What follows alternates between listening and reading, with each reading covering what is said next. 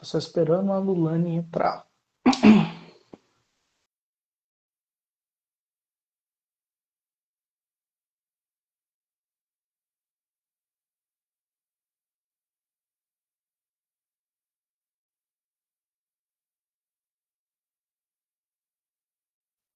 Ah, entrou. Vamos lá.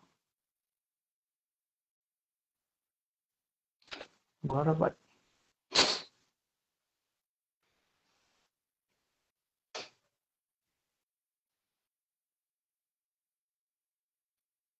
Seguiu? Agora foi. Ei, boa Oi, noite. Lulane. Boa noite, tudo bem? Ei, Tudo bem certinho? tudo certo. Fechou. Então, bora começar. Eu Agora, vou. essa é a minha primeira live, nem sabia como é que Não, também estou um pouquinho nervoso, mas a gente vai conversando, vai fluindo bem. vai dar Então, eu vou certo. começar fazendo uma introdução padrão, que é a introdução aqui do projeto do Circuito Universitário, que ele é uma realização do MPC Filmes, do Ministério da Cultura do Governo Federal, e tem um patrocínio do Instituto CNP Brasil, CNP Seguros e a Estácio Dux.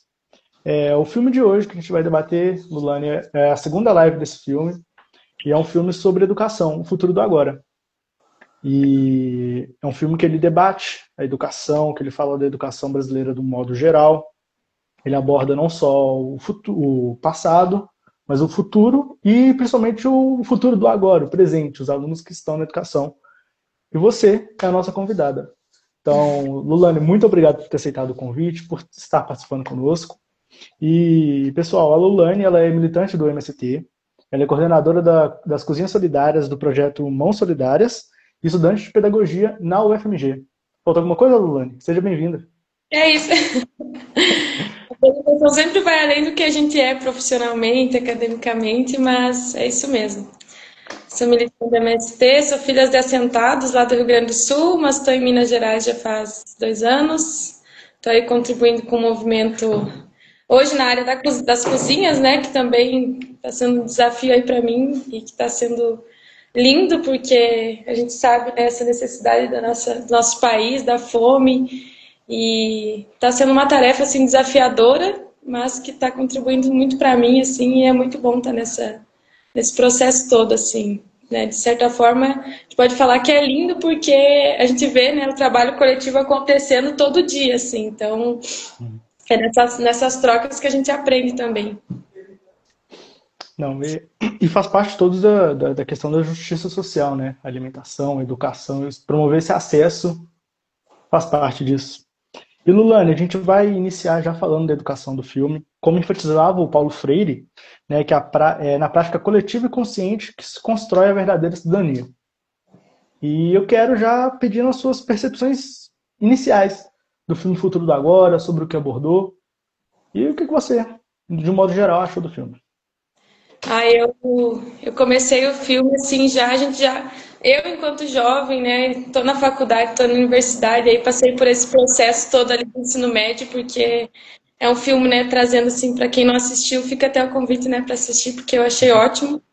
É muitos jovens que dão ao barulho da rua, vai dar uns barulhos também, Tranquilo. mas trazemos relatos assim de como que é, né, esse processo na escola e a gente acaba que se identifica muito, né? Como eu falei, eu venho de um território, né, de um assentamento que já é um território assim de muita luta, né? Eu digo que eu comecei esse meu processo na educação desde a barriga da minha mãe, assim, porque minha mãe é pedagoga, hoje ela está quase se aposentando já esse ano. Foi professora da primeira escola que teve no assentamento, né? Uma escola construída pelas próprias famílias lá do assentamento e ela atuava já nessa escola, né? Então, desde a barriga eu já estava dentro da escola, já estava nesse processo todo.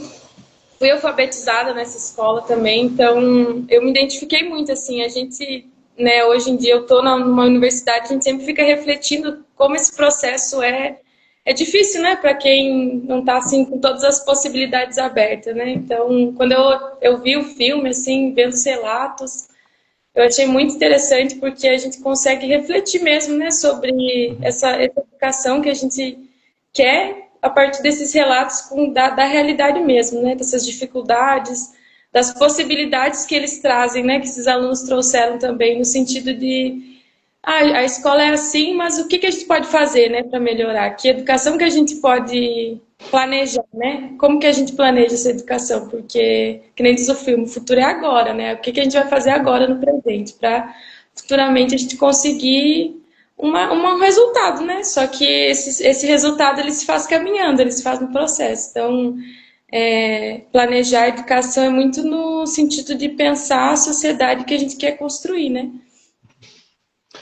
E, Lani, pegando com base nisso da sociedade que a gente quer construir, tem certa parte do filme que mostra algumas senhoras chegando a um centro cultural, que hoje é o chamado Centro Cultural Quintino Bocaiúva, fica lá no estado do Rio de Janeiro, e elas dão um relato que elas se sentiam parte da escola. A escola e elas eram quase que o mesmo corpo, podemos dizer assim. Hoje em dia as crianças já não se sentem.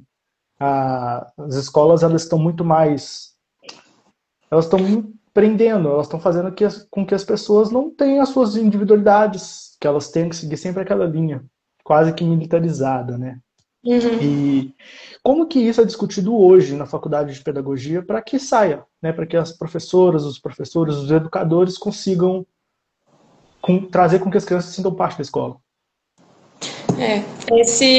Desde do estágio na pedagogia, assim, dos primeiros estágios, a gente já consegue perceber, né, que tanto professores quanto alunos às vezes nem querem estar naquele espaço porque vem a escola muito distante do que eles vivem, né? E a escola vem com essa ideia assim de que tem que ser daquele jeito, não amplia, né? Então é nesse sentido que a gente não se sente pertencente àquele espaço. Na pedagogia do movimento a gente discute muito isso, né? Qual a escola que a gente quer nos nossos territórios e assim, a gente percebe que tá distante ainda, mas que é possível, sabe? Porque eu já trabalhei em escola, já estagiei, né? No caso, nesses estágios não obrigatórios da pedagogia. Tanto em escola particular, já estagiei em escola pública, e a gente consegue notar a diferença, assim, das escolas, mas sempre com um pensamento, assim, desde da infância, assim, eu não quero estar aqui, não gosto de estudar, não quero, a escola não faz sentido para mim. E é isso, quando a escola não faz sentido para o aluno, é aí que está o problema, né? Porque se a escola não faz sentido, né? Em que momento como que o aluno vai se sentir pertencente, né? Aquele espaço ali, porque a gente sempre fala, é além dos muros, né? É além dos conteúdos, né? É sobre as trocas, é sobre as relações humanas que acontecem ali, é onde se constrói, né? A amizade, se constrói as relações. Então, eu acho que o filme ele traz esse sentido, assim, aquelas senhoras elas falam, né? Que a escola tem que apresentar. Eu não sei nem qual que foi a mulher que falou, mas ela fala assim: a escola tem que abrir caminhos, né? E quando a escola não abre caminhos, essa escola não faz sentido para o aluno, para as pessoas que estão ali. Então, a gente tem que pensar, né, nessa educação. Na faculdade a gente discute, assim, às vezes muito raso, porque ainda, né, é difícil a gente conseguir debater, assim, porque as próprias pessoas que estão ali fazendo pedagogia, às vezes não acreditam na educação, numa educação que é possível, né? Isso faz parte. Pedagogia é muito debater, discutir, os conflitos que vai ter, mas a gente percebe que às vezes é difícil, assim, não, vamos acreditar que essa escola é possível. A gente fala muito do esperançar do Paulo Freire, né? Do sentido de vamos fazer acontecer, vamos se juntar com os pares ali, porque a gente vai chegar na escola, às vezes vai ter professor que já chega falando para nós assim, nossa, que pena que você está fazendo pedagogia, olha o que escolheu para sua vida, né? Eu particularmente assim falo que foi um encontro assim a pedagogia comigo, porque é um curso assim que eu fui admirando cada vez mais, sabe? A partir eu já estou quase me formando, né?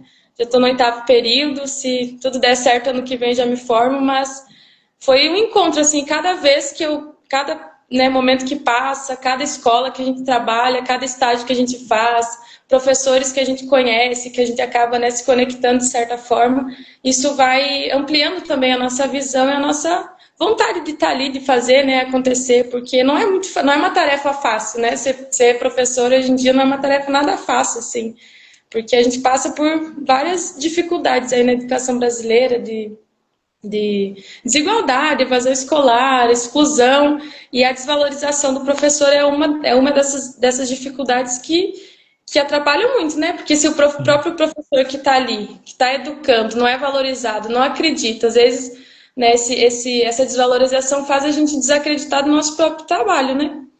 Então, às vezes, a gente está numa sala de aula, não quer estar ali, não tá querendo, não tem um ânimo, né? Porque isso tira o ânimo da gente de estar trabalhando. Então, a gente tem que estar todo momento, todo dia, acordar, pensando assim, nossa, hoje vai ser o dia, mas eu tenho que estar ali, eu tenho que estar com adolescentes, tenho que estar com criança, que não é fácil também, e acreditar mesmo. Então, a gente discute isso na faculdade, mas muito no sentido de pensar que a gente vai ter que ir se conectando com pares que também acreditam, às vezes vai se deparar com pessoas que vão nos desanimar mesmo, mas a gente tem que pensar assim, qual o caminho que eu posso seguir agora que vai me fazer continuar acreditando, sabe? O que que eu posso, em quem que eu posso me... Porque eu falo muito que a gente vai se abraçando nas pessoas, assim, é um abraço que a gente vai dando, né, uma conversa ali, os diálogos que a gente vai encontrando que vai fazendo a gente acreditar, né? E assim, a gente entra na pedagogia e começa os estágios, e aí a gente pensa assim, nossa, será mesmo que eu vou dar conta, sabe? Será que é isso mesmo? O estágio paga pouquíssimo, aí tu vai ver o salário do professor é pouquíssimo, é baixo, e aí tu pensa, nossa, eu vou desistir. Mas né, a gente estuda, a gente debate, a gente se fortalece para a gente acreditar mesmo, para a gente entender assim, não. Se não foi por esse caminho, vamos tentar de novo. Vamos sei lá, se essa metodologia não deu certo, como que a gente pode fazer, né? E eu acredito muito que a escuta, o diálogo, seja lá na educação infantil já, eu acho que desde do berçário a gente já tem que entender e estar atento a escutar, né, o que vem desse aluno também, porque muitas vezes é isso que acontece, né, o professor ali está tão, né, na cabeça, não tem que dar conta desse conteúdo, tem que vencer essa apostila, quando na verdade o que vai fazer essa aula fluir mesmo é escutar por 10 minutos a tua turma, por meia hora a tua turma, que vai fazer acontecer, sabe? É uma troca, né? Afinal, todo mundo está aprendendo a viver. Eu levo como isso como premissa que todo mundo está vivendo a primeira vez. Então, assim, a gente tem que dar esse espaço para troca. Ao mesmo tempo que tem crianças crescendo, a gente também aprende, né? Quando Sim. conversamos com crianças, quando a gente passa algo. Então, essa troca de fato, é um grande caminho, né? Olhando de fora. Ana, você falou de boa parte já da educação como resgate, e o diretor do CIEP, a escola, que uma das escolas que foi retratada no filme, né? O Eliezer, ele mesmo conta que a educação resgatou ele. Esse resgate, ele é, digamos assim, na educação básica no Brasil hoje, ele é uma visibilidade dos professores, é possível resgatar os alunos hoje assim, mesmo com esse mar contra? Ah, sempre é possível. Assim, eu acho que é isso, né? Não é romantizando também esse processo todo, que nem eu falei, é uma tarefa difícil, educar não é uma tarefa fácil, mas eu penso assim que educar tem que ser uma tarefa, um ato de esperança, assim, a gente, porque da gente, do coletivo, né, da escola, mas que isso é um processo, não vai se dar assim, ah, hoje eu vou ser professora, vou, né, acreditar e tal, mas é muito do compromisso, sabe, que a gente tem. Então, quando a gente tem esse compromisso com a educação e que vai para além, né, só de conteúdo, vai um compromisso com a realidade da escola, com a cultura, com o território, eu acho que é possível resgatar, sabe? A Bell Hooks, ela fala no livro A Educação como Prática da Liberdade, ela traz muito a escola como uma comunidade, né? Que a gente o trabalho do professor ele não é sozinho, o trabalho do diretor ele não acontece sozinho. O trabalho do aluno que está ali estudando também é um trabalho, né? Uma tarefa, não vai acontecer sozinho. Então, quando a gente constrói esse compromisso coletivamente, tanto no sentido da profissão, quanto no sentido do aluno, eu acho que é sempre possível resgatar, assim. E é um trabalho, né? É um trabalho que não vai ser fácil, um ato de esperança todo dia, cotidianamente, ali a gente tem que estar se reerguendo, porque é isso, assim, muitas dificuldades que nos aparecem, todo dia um desafio diferente, um aluno que tu vai ter que repensar e pensar várias vezes como que essa aprendizagem vai acontecer com esse aluno, porque é uma das dificuldades que vai aparecer, mas toda tarefa, toda profissão tem dificuldade, né? Então, se a gente desacredita, eu acho que isso atrapalha, né? Então, eu acho que o ponto principal é ter o compromisso e acreditar na nossa profissão, né? Nesse sentido de educar, dessa troca, dessa relação que a gente tem. Uhum. E a Ana Romano, ela até comentou que vale a pena porque a gente acredita. Então, é acreditar. A base de tudo é o acreditar, é o sonhar e ir enfrentando. Acho que cada dia é um dia. Infelizmente, a educação não é valorizada. Sabemos que os professores são a base da sociedade. Sem professores, você não tem sociedade. Acho que eu não tenho como nem exemplificar, porque é isso. Você não tem. Então, de fato, tem que Sim, e acreditar.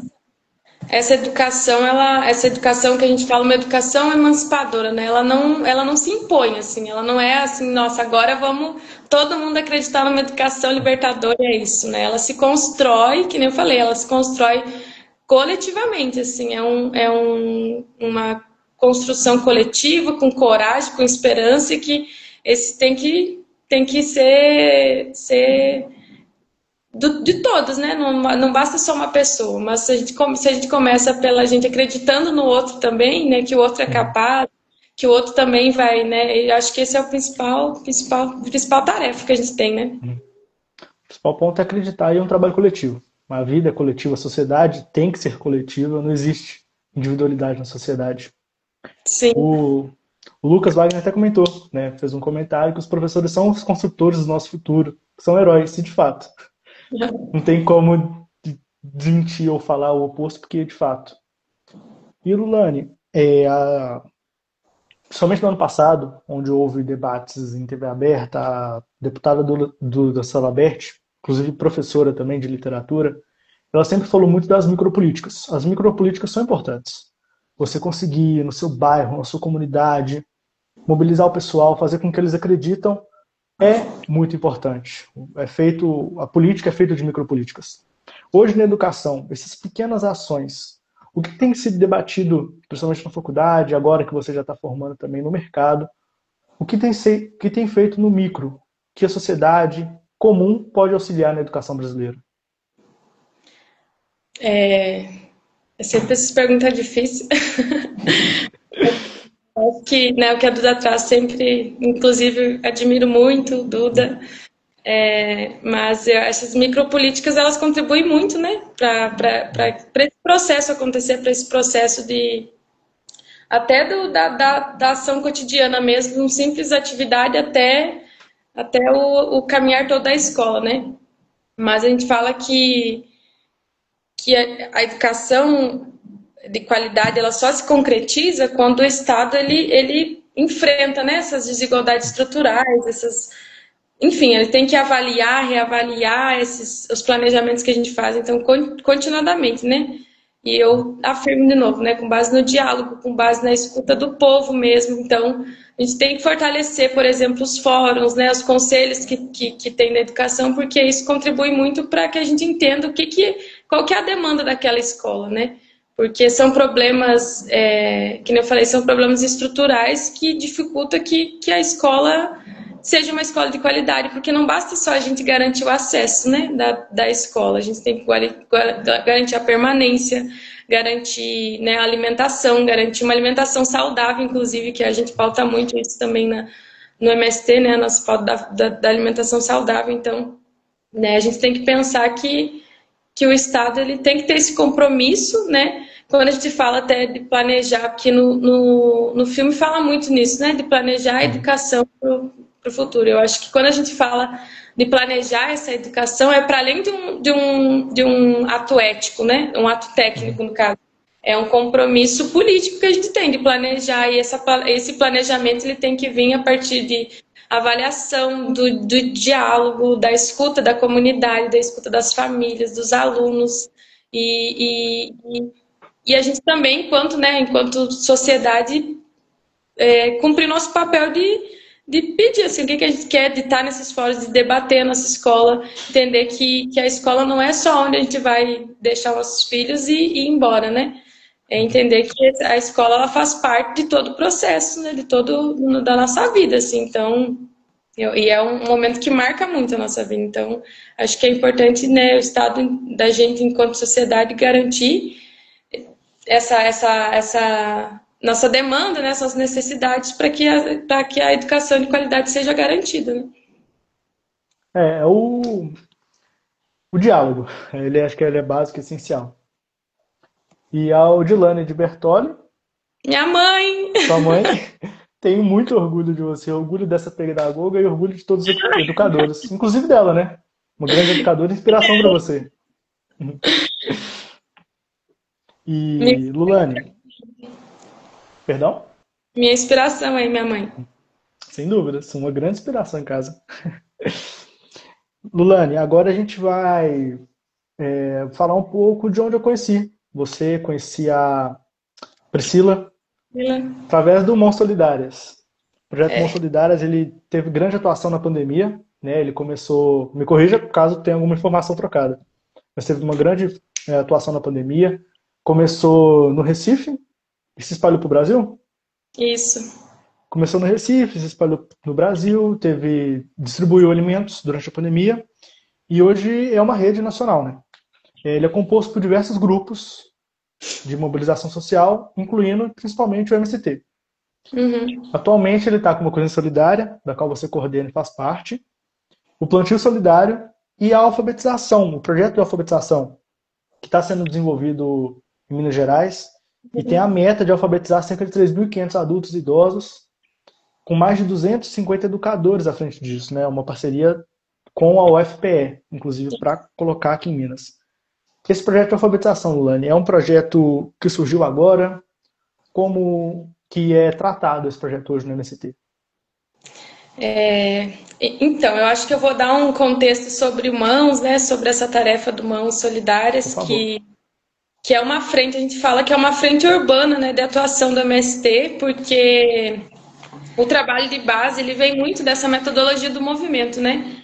Nesse sentido da gente. Vou até pedir licença para ler também um trecho da nossa cartilha do Mãos Solidárias, mas que fala muito, né, de como que como se dá esse trabalho.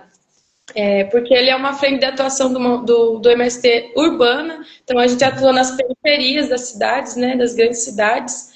Hoje está já em diversos estados, começou no Pernambuco, mas já está em diversos estados, com essas ações dos plantios solidários, das cozinhas solidárias, da jornada de alfabetização, do banco de alimentos também, que é uma ação que é onde chegam os alimentos, né, dos acampamentos, dos assentamentos, da agricultura familiar, até esses territórios que às vezes não têm acesso à alimentação, às vezes nem têm acesso à alimentação, né? Então, essas ações vêm muito com esse trabalho, com esse sentido, né? Com essa recrutar pessoas, né, para a gente construir coletivamente a consciência crítica. E aí tem o início da nossa cartilha, né, começa com Paulo Freire, na Pedagogia do Oprimido, que fala, né, que somente quando os oprimidos descobrem nitidamente o opressor e se engajam na luta organizada por sua libertação, começam a crer em si mesmos, superando assim sua conivência com o regime opressor. Se essa descoberta não pode ser feita puramente em nível puramente intelectual, mas da ação, o que nos parece fundamental é que não se cinja a mero ativismo, mas esteja associada a sério empenho de reflexão para que seja praxis. Então, ele fala muito nesse sentido de que essas ações, elas são além no sentido de, só lá, vamos fazer uma cozinha solidária e distribuir marmitas. Isso é importante, mas é para além disso, né? No sentido de construir um coletivo ali, em qual território que a gente está pisando, o que a gente vai pensar aqui, como que a gente vai pensar a questão da cultura, do lazer,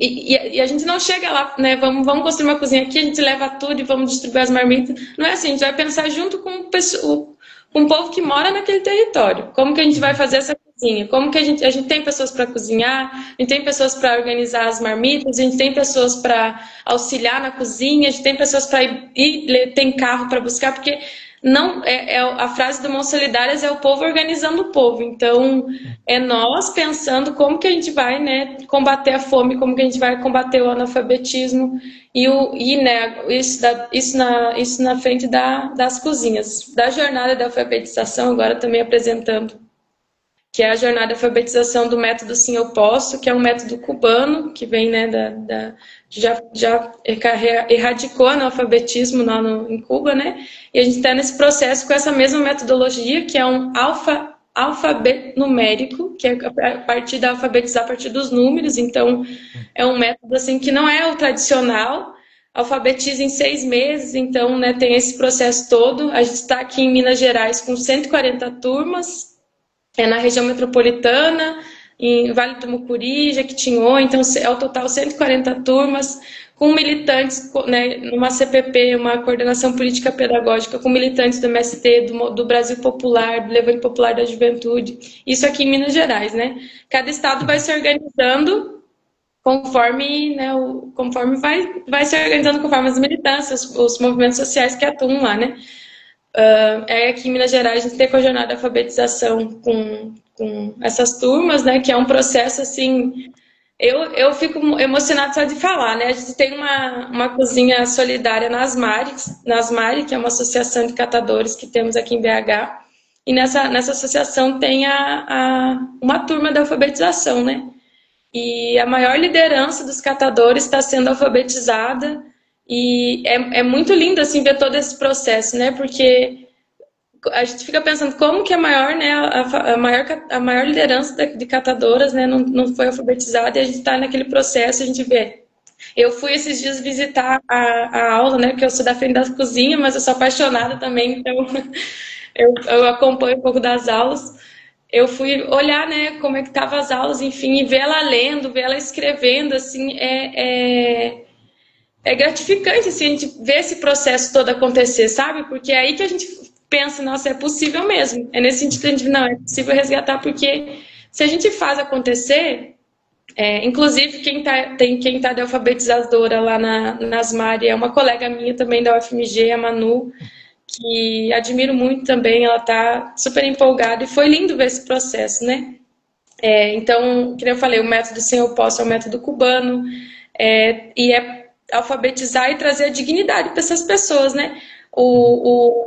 As turmas de alfabetização também são uma porta de entrada assim, nos territórios, da gente entender as demandas, porque as aulas vão acontecendo, a gente vai entendendo as dificuldades, vai vendo onde é que a gente pode atuar, como que a gente pode contribuir, como que a gente pode se organizar, né? Construir esses coletivos, essas frentes, essas ações.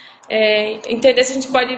Nossa, aqui a gente tem demanda, que a gente tem coletivo organizado, mas a gente não tem cozinha, a gente precisava muito de uma cozinha. Então, como que a gente vai chegar lá, né?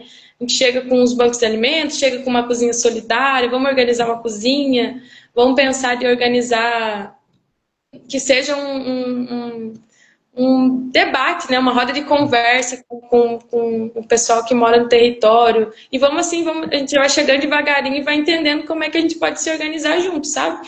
Porque a gente está, né, nessa atuação aqui na cidade com essa metodologia de trabalho de base que vem do MST, que é da gente organizar o povo, da gente, né, trazer sentido para essa... Trazer a dignidade, né? Que nem a gente fala, eu comentei, trazer a dignidade para essas pessoas que muitas vezes não têm nem as possibilidades de ser alfabetizada, de ir para a escola, são pessoas que trabalharam a vida inteira, não tiveram, né, uma porta assim, vamos se educar, porque não é assim, não é simples, né? A educação, ela não é só, igual pensam, né, infelizmente ainda a esmagadora maioria da sociedade, é sentar e ler, sentar e escutar. É uma troca, né? Essa troca e todo esse cenário. Essas micropolíticas, essas políticas maiores, por exemplo, como o pé de meia, né, isso falando na educação básica, são medidas necessárias, que fazem parte diretamente da educação, não é uma gracinha do governo, enfim, como a gente já viu comentários, inclusive, de grandes figuras, né, políticas, diminuindo essas ações. Então é muito interessante ver ações da Cozinha Solidária, que uniu, né, duas formas de fazer parte da justiça social através da alimentação, através da educação e do Mãos Solidárias, né? Sim. É a primeira vez que Desculpa. Pode falar. Não, pode Só falar. comentar que a jornada, né, ela iniciou em julho e ela tem essa perspectiva, né, de terminar, de alfabetizar essas pessoas em dezembro, né, desse ano ainda. Então, é um processo difícil, difícil. Eu não estou nessa frente, mas eu acompanho, né? A gente acompanha sempre enquanto, né, Mãos Solidárias, equipes da Mão Solidária, a gente acompanha o como é desafiador, né? Esse processo de alfabetizar, de entender que é para além de só ensinar a ler e escrever, né? Porque eu acho que essa é a tarefa mais difícil, o aprender a ler e a escrever já é complicado, mas o entender como que a gente vai se organizar, eu acho que é o desafio maior, assim. E a gente vê todo dia, assim, porque é verbo que não chega, às vezes, é aula que não dá para acontecer porque não tem onde acontecer, às vezes as pessoas não vão porque estão trabalhando, como é que, em que horário que eu posso? Às vezes as aulas acontecem à noite, às vezes não tem lugar porque chove e molha tudo. São vários desafios que a gente vai vendo, assim, e que a gente tem que pensar que, né, colocando na cabeça sempre nessas formações, nessas trocas, e entender que a gente está no coletivo, que a gente vai conseguir caminhar junto, sabe? Porque são diversos desafios aí que a gente enfrenta que às vezes dá uns conflitos assim, a gente pensa, não, vamos pensar junto, vamos ver qual caminho que a gente vai agora para que a gente possa garantir, né? Não, exatamente, aí é enfrentando, né, muitas dessas barreiras. Eu gostei do comentário da Ana Júlia, ela falando que o povo bem alimentado e com conhecimento transformam o agora, que é o que debate o filme, né, o futuro do agora, não é para a gente planejar para daqui, não é nem para daqui 5 anos implementar uma medida, é agora. É, Tem a necessidade. Em educação a gente não planta, você planta, fazendo até uma analogia com uma árvore, né? Você planta, você rega, você cuida para que com os anos ela dê frutos, dê sombra, né? E a sim, educação é a mesma coisa. Se você naquele processo tem algum problema, você acaba, infelizmente, prejudicando de certa forma os cidadãos. Mas a educação, felizmente, tem resistido bastante com professores que lutam para que as crianças tenham liberdade de senso crítico, né? Que esse é o, acho que é um dos principais da educação hoje brasileira de resistir é o senso crítico, né? Que elas pensem, que elas analisem as situações. Então, é muito bacana falar de educação, pelo menos mais de fora. Você nasceu na educação, vive a educação. Eu falando de fora, eu gosto bastante de sempre conhecer. sim. E, Lulane, agora sobre a parte que você coordena no MST. Vamos voltar a falar de educação também, mas agora eu fiquei muito interessado em saber como que é a coordenação das cozinhas solidárias. Afinal, educação sem alimentação não existe. Sim. Então, eu comecei nessa tarefa, né, da cozinha solidária esse ano também, então foi assim, eu pensei, nossa, como é que vai ser, né? Nunca imaginei que eu ia estar numa tarefa nesse sentido, assim, mas quando tu conhece, né? A gente entra assim, a primeira vez eu entrei na cozinha das Mari, assim, a gente, claro, a gente já tinha, né, contato com as nossas cozinhas do movimento, a gente, né, nas ocupações, nos assentamentos, nas festas, às vezes a gente tem contato com as cozinhas, né? Mas quando tu Uhum. chega numa cozinha, entendendo que é uma cozinha solidária, que todo compromisso que tem, e como que a gente garante que essa alimentação aconteça, né? Com diversos desafios de dinheiro, financeiro, de desafio mesmo de tempo, assim, né? Cozinha Sim. Solidária ela veio como um desafio para mim e que eu pensei assim, não, vou agarrar e vamos ver o que vai dar. E eu tô um aprendizado todo dia assim das cozinhas, né? Porque eu falo muito assim que eu conheci a Adriana, que é a nossa a cozinheira da Asmari, né, coordenadora da cozinha mesmo, né, da alimentação assim da Asmari especificamente e que a gente, né, virou muito amiga e ela me ensina todos os dias, assim. Eu falo que foi para além de aprender a fazer comida para 200 pessoas, uma panela de arroz para 200 pessoas, porque o cuidado, o carinho que ela tem, o compromisso que ela tem, isso transmite, né? E aí Uhum. é nesse momento que a gente tá ali picando uma couve ou picando uma cebola que a gente vai conversando sobre várias coisas, entendendo para quem que a gente está fazendo essa comida, como que a gente está se organizando para que essa alimentação chegue, né, até essas pessoas, porque são pessoas, são catadores e catadoras que estão ali todos os dias, às vezes a única refeição do dia, da semana é aquela que acontece. A gente atua na Asmar especificamente 2 vezes por semana, e tu vê ali a realidade das pessoas que às vezes a única refeição do dia é aquela comida. Então, é um processo reflexivo, assim, né, que a gente faz entender, assim, nossa, como que a gente faz esse trabalho acontecer, né? Como que a gente vai garantir, assim, que caminho que a gente vai seguir para que essa cozinha solidária se mantenha, né? A gente, para além das Mari, tem em total, assim, de 12 cozinhas, mais ou menos, assim, também territórios que recebem pelo Banco de Alimentos, às vezes não tem a cozinha solidária, né? Mas distribui os alimentos que chegam. Então, como que a gente vai garantindo, né? A gente acaba conhecendo várias pessoas, pessoas de diversos territórios, do campo à cidade, assim, a gente vai construindo as articulações e se fortalecendo, né, para que, por exemplo, o plantio solidário, inclusive, fica o convite aí, quem é de BH, para participar do plantio solidário que vai acontecer nesse sábado, dia 1º, no assentamento 2 de julho, em Betim. E aí, nesse sentido, né, o plantio solidário, por exemplo, é uma ação que a gente vai até os territórios dos acampamentos, dos assentamentos, entende como que se dá o processo de produção ali, né, como que a gente produz a partir da agroecologia e como que a gente faz esses alimentos chegar até as cozinhas solidárias. Tem um programa que é o Programa de Aquisição de Alimentos, que é o PA. Então, esse programa ele garante, né, essa compra dos alimentos dos assentamentos e acampamentos da agricultura familiar também, né, nessa compra para que a gente consiga, né, garantir que esse alimento chegue até a cidade. Então, a partir das cozinhas solidárias, a gente organiza, né, eu vejo, né, todo dia assim um diálogo que a gente tem. A gente vê assim, eu quero receber os alimentos, às vezes já não tem como ir buscar. A gente tem que pensar uma forma de como que garante que esse alimento chegue, né? Como que a gente vai garantir que essa cozinha aconteça? Como que a gente vai comprar o gás? Como é que a gente vai fazer? Quem é que vai garantir que...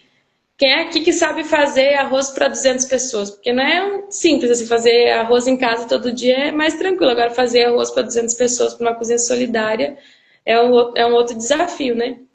E aí essa ação do Cozinhas, assim, do Cozinhas Solidárias, que também eu ainda estou aprendendo muito, né? Porque eu estou chegando agora, eu falo que eu estou chegando agora nas cozinhas, mas que eu vejo esse processo formativo mesmo, sabe? Que vem dessa tarefa, assim. Então, que eu acho que é para além, né, de fazer o alimento, de fazer marmita, de cozinhar, é construir a consciência crítica da população, né, do povo, assim, coletivamente, da gente estar junto, da gente pensar junto como que a gente vai fazer. E é isso, assim, acho que ela é uma iniciativa que fortalece, né, o nosso... fortalece assim, a gente garantir essa alimentação saudável, mas que é um desafio aí que fica para todos nós, assim, de contribuir nessas cozinhas, porque às vezes a gente está, né, nas cozinhas solidárias e precisa de voluntário para ir lá fechar as marmitas, precisa de voluntário para ajudar lá com as panelas. Então, acho que quando eu falo, até voltando no que a gente estava conversando no início, desse compromisso que a gente tem, às vezes, com a educação, é o compromisso com a fome também, né, no nosso país, em combater a fome no nosso país. Então, eu tenho um tempinho, vamos contribuir, vamos ver. Agora você colocou ali o Mãos Solidárias, né, o Instagram do Mãos. Vamos ver o que está acontecendo, vamos contribuir nas ações para a gente não só ir lá, né, no sentido mais assistencialista, não, eu vou fazer, até individual mesmo, né, eu vou lá porque vai fazer bem para mim, contribuir. Isso é importante também. Mas é no sentido da gente se formar mesmo enquanto ser humano, sabe? De conhecer outra realidade, de ir lá ver o que é uma associação de catadores, porque a gente no campo, a gente às vezes não tem noção de como que funciona isso, né? Mas aí quando a gente chega na cidade, percebe que nem a metade da população da cidade sabe que tem uma associação de catadores na frente, praticamente da sua casa, sabe? Então eu acho que é isso, assim, a gente ir contribuir nessas ações, nessas frentes, enquanto militante, eu acho, para além de voluntário só, mas enquanto militante, contribuir, eu acho que é um processo formativo que é um caminho, assim, que a gente vai, né, para essa transformação social, para que essa justiça social aconteça também. Não, é sensacional. Não tem nem assim o que complementar ou comentar, porque de fato conhecer esses trabalhos que é o povo pelo povo, né, como você mesmo disse, que a luta diária, a gente vai fazer hoje por nós e amanhã é uma outra luta. Então é muito interessante a gente conhecer, não romantizar. Eu acho que a gente tem que falar, né, dar a devida importância, né, acreditar, falar, olha, o Mãos faz isso muito bem, assim como outros tantos projetos felizmente fazem, e cobrar também políticas, né, para Sim, que essa luta um dia seja a história, seja o início de uma boa sociedade futuramente, porque não dá também para a gente romantizar e, enfim, não cobrar políticas e exercer, né? É ali, é sim, regularizar um título, é votar, isso é a base, isso aí é o finzinho, né? Mas cobrar e sermos agentes políticos, porque a gente faz política a todo momento. Então, sim. de fato, trazer. Lulane, agora voltando um pouco para a educação, já começando a finalizar nossa live. Futuro do agora. É difícil fazer mudanças quando acontece. A gente não pode parar a educação. A gente não pode falar, pessoal, vamos parar de estudar 2 anos, a gente vai ver o sistema bom, vamos readequar tudo e voltamos. Impossível. Por isso, o título, Futuro do Agora. Como você, pessoalmente mesmo, Lulane, enxerga essa contribuição da educação diariamente para uma pessoa, para um indivíduo que não é sozinho, né? Ele é coletivo. Então, o impacto direto ali, o que que você já viu de transformação? Você falou, poxa, é uma pessoa que estava presente, muitas pessoas, né, vão para drogas, álcool, enfim, conseguem na educação sair. O que que você já viu e como você enxerga pessoalmente essa educação que Não, transforma? eu acho que eu sou até suspeita falar assim, né? Porque eu acredito muito que a educação, ela, que nem, assim, não é a gente falar que muda as pessoas, né? Ela se transforma, assim, totalmente, mas eu já vi, assim, desde nos nossos territórios mesmo do movimento MST, quando tu conhece uma escola itinerante num acampamento, tu vê todo, como é importante, assim, aquele, que é uma conquista, né? Uma conquista que às vezes é um direito que não chega. A gente perpassa por muitas escolas que estão fechadas no nosso território, mas quando tu chega numa escola, num acampamento, tu tá vendo lá as crianças serem educadas já no seu território, a educação acontecendo, né? Porque é onde abre as portas, assim, abre os caminhos. Então, não é a educação, essa educação que a gente fala, não é uma educação, essa educação tradicional que vai lá e vai aprender um conteúdo, vai aprender matemática, português e ciências biológicas e aí se vai mudar a pessoa. Não é isso. Eu acho que é uma educação comprometida mesmo, assim, uma educação comprometida com a cultura, com o trabalho, com as trocas, com as relações humanas, né? Enfim, que é onde acontece a transformação. Então, eu já vi assim, né? A gente fala que a gente se depara com várias coisas que nos fazem desistir, mas eu já passei por tanta coisa que me fez acreditar mais ainda que é o que nos move, assim, né? A gente vê pessoas que, às vezes, criança até mesmo, que na escola, às vezes, só o que aquela criança tem contato é violência, Uhum. né, exclusão, e quando chega na escola, se é uma educação, se é uma escola, né, uma educação que acolhe, que escuta, né, que se baseia nesse diálogo, eu acho que é onde a gente consegue resgatar, né, não é nem resgatar, eu acho a palavra, assim, mas é onde a gente consegue, né, Concluir? colocar Uhum. sentido, sabe, no que a gente faz, no que a gente acredita, assim.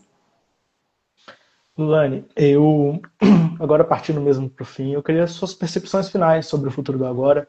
Ele é bem dinâmico, ele não conta uma história, ele mostra o passado da educação, ele mostra o futuro, ele mostra projetos que auxiliam na educação, porque a educação ela não faz só dentro da escola, né? A educação ela tem que ultrapassar, como você mesmo disse agora. Então é todo um coletivo. E eu queria suas percepções finais sobre o futuro do agora. Ah, eu já indiquei já até para colegas, já falei, gente, olha esse filme aqui. Porque eu achei muito legal, assim, porque que nem você falou, ele não debate só o que a gente, só os problemas, mas ele traz possibilidades, né? Porque a gente são relatos, então você vai escutando relatos, aí você já vai refletindo também. Como que enquanto educadora, o que eu posso fazer enquanto educadora, entendendo essa percepção, entendendo essas realidades, essas juventudes, eu enquanto jovem também, né? Porque tenho 22 anos, ainda sou muito nova. Mas eu acho que o que fica assim, de aprendizado do filme é a reflexão, assim, entender, né, como que a gente pode planejar a educação, entendendo esse compromisso com a nossa atuação enquanto educadores, enquanto, né, alunos também, porque a gente está estudando, eu estudando pedagogia, e eu vou indicar para várias pessoas já, vou indicar também para pessoas assistirem e trazer essas reflexões também, né, para o cotidiano delas, assim, porque eu acho que é a partir desses relatos que a gente vai entendendo também como que a gente pode trabalhar, né? Uhum. Através da troca e do diálogo. É a base de tudo. Eu já repeti algumas vezes, repito isso e, de fato, é a troca, é o diálogo, porque ninguém vive sozinho, sociedade é coletiva, e a gente tem que aprender isso, porque muitas das vezes é nos ensinado que não, né? Mas é coletivo, não tem jeito. Lulane, sobre o Mãos Solidárias, como a gente pode acompanhar, o que você recomenda? Um espaço aberto agora para você finalizar. Já fiz os convites em várias falas minhas, né? Mas eu acho que fica o convite aí também, primeiramente, em seguir, né, as nossas. O Mãos Solidárias MG, o Mãos Solidárias de outros estados também, porque são ações, são diversas ações, né? O plantio, a jornada, as cozinhas são as frentes, assim, mas são muitas ações que acontecem, assim. Então, eu acho que vale a pena a gente acompanhar e se inspirar também, né? Porque a gente está aí enquanto trabalhadores e trabalhadoras eu acho que a gente tem que se organizar e pensar como que a gente pode se organizar para pensar o nosso agora, o nosso futuro, enfim. E aí fica o convite também para o nosso plantio solidário, dia 1º, no assentamento 2 de julho, em Betim. Fica o convite para contribuir nas cozinhas solidárias enquanto voluntários, ou se quiser conhecer as cozinhas também, chama a gente no Mãos Solidárias, que tarefa sempre tem.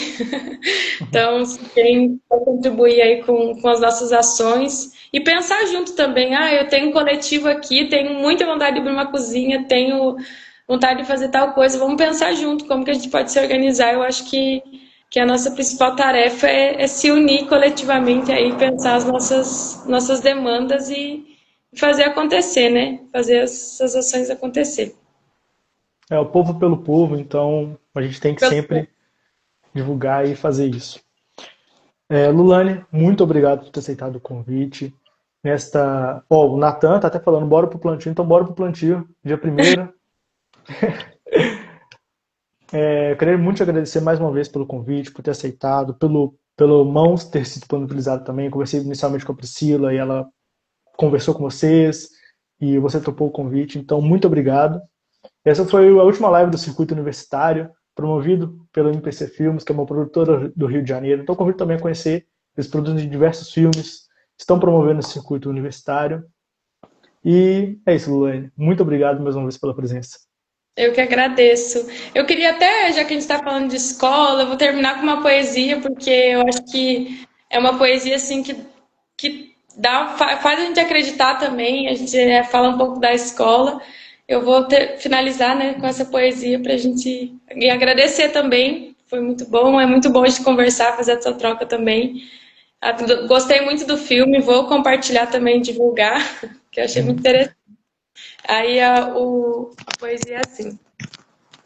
A escola dos meus sonhos. A escola de meus sonhos é aquela que respeita a existência, faz renascer o brilho da esperança. É aquela que conecta sujeitos e expectativas. É aquela que faz sentirmos prazer de chegar e ocupar o latifúndio do saber. A escola dos meus sonhos é aquela que mexe com nossas inquietações e nos faz ousar na arte de pensar. É aquela que dialoga com as necessidades e reorganiza a nossa capacidade de agir. A escola dos meus sonhos é aquela que faz renascer as emoções com prazer de aprender. Na escola dos meus sonhos não há lugar para autoritarismo e nem para a paranoia do egoísmo. É aquela que tem todos como gente, é humana, solidária e companheira. É aquela que aprende com o outro, é aquela que constrói sua própria caminhada. A escola de meus sonhos é verdadeira, honesta e expande a arte do pensar, do ouvir e escutar a beleza do belo. A escola de meus sonhos não é aquela que molda o ser humano, mas capacita, interage e transforma o ser. A escola de meus sonhos é aquela que ama os seus agentes e propicia a alegria de ser gente. É mais do que escola, é mais do que ler e escrever, mais do que calcular a realidade. A escola de meus sonhos é aquela que estimula a capacidade de brincar, de desenhar, pintar e esculpir a vida. É aquela que cria e recria o mundo para criar e recriar a própria existência. É aquela que muda a lógica do viver e conviver. A escola dos meus sonhos é aquela que aguça e transforma o conteúdo e seu objeto. E finalizo com essa poesia de Adilson de Aipim, do livro Armas, Flores e Amores, que é uma poesia aí para a gente se inspirar e continuar acreditando aí na nossa tarefa de educar, que às vezes não cabe só nós enquanto educadores, mas cabe, né, a todos nós aí, toda a sociedade aí, a gente está em todo momento se aprendendo e ensinando, né? Sensacional, eu adorei, adorei. E é isso, sempre aprendendo, sempre ensinando, é uma troca, é coletivo. Como foi muitas vezes repetido, e acho que a gente tem sempre que bater nessa tecla, até que, de fato, todos pensem coletivamente juntos. Então, muito obrigado pelo poema, muito obrigado pela participação, viu, Lulane? E até a Obrigada. próxima. Viva a educação! Viva a Obrigado. educação.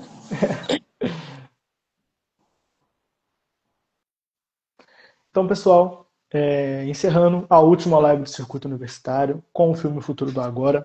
Não poderia finalizar a live sem agradecer, afinal foi um projeto muito bacana, desenvolvido pela MPC Filmes, teve um patrocínio do Instituto CNP Brasil, CNP Seguros, perdão, Stasi Dux, e foi muito bacana, foi uma troca muito interessante. Eu queria agradecer, assim, encerrando, como a Astrid Fontinelli falou no fim da MTV Brasil, lá em 2013, quem fez esse projeto rodar e funcionar. Queria agradecer a Tatiana, a Monique, a Maria Clara, tem uma lista, Maria Clara, Matheus, Amanda e a Luena, cada um fez parte da equipe e auxiliou os agentes mobilizadores a ter esses debates por todo o Brasil, aqui esses filmes, todos os filmes, o filme Carne, o filme O Futuro do Agora, que é o lançamento da MPC Filmes, junto com a Rio do Cinema, e o filme Castanhal, chegassem para cada vez mais pessoas. Então, meus agradecimentos à equipe e que fizeram funcionar esse projeto. E queria agradecer também a 3 agentes mobilizadores, que foram muito especiais, entenderam o conceito da coletividade, como foi muito clicado nessa live. Queria agradecer aos agentes mobilizadores Julie, de São Paulo, o Rui, lá de Recife, e o José, de Juiz de Fora, aqui de Minas, conterrâneo. Então é isso. Muito obrigado. Foi um prazer, MPC Filmes, fazer parte dessa live. Desse projeto e de mais essa live. E deixa aqui o recado final. Sigam Mãos Solidárias, que é um projeto que vale muito a pena. Para além da alfabetização, fala sobre a dignidade humana, fala sobre alimentação, sobre justiça social. Então, vale muito a pena conhecer, acompanhar, participar e contribuir. E é isso. Muito obrigado para quem acompanhou um pouco, acompanhou muito. E até a próxima. Valeu!